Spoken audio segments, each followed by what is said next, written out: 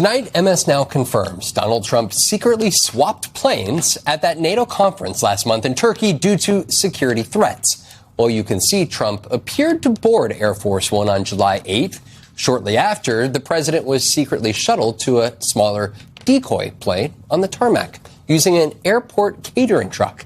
The journalists aboard Air Force One were told by staff not to, or I should be clear here, they were told by staff to lower the shades on the plane there as the president was apparently doing this, as the president changed planes. They were not made aware of the active security threat.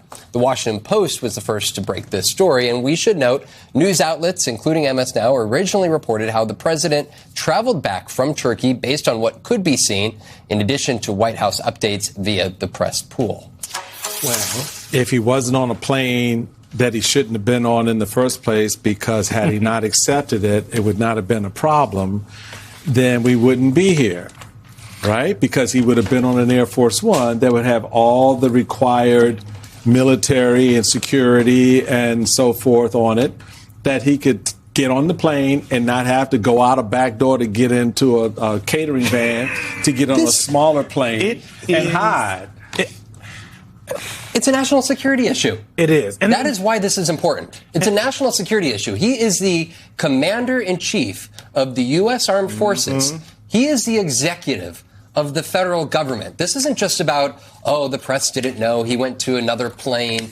In a moment in which there was an aircraft potentially struck, there would be questions globally about the state of international affairs and who was calling the shots and whether the president of the United States was in fact dead or alive. That is why this was an issue. Not because the press likes to know where the president is all the time. It's on behalf of the public that the press conveys how his health is, his safety, and his well-being at any given moment. The reason that it matters that the press does know where he's at is because the American people deserve to know where their leader is. We don't live in a dictatorial country. We live in a country where we are there to provide information to the American people about their leader.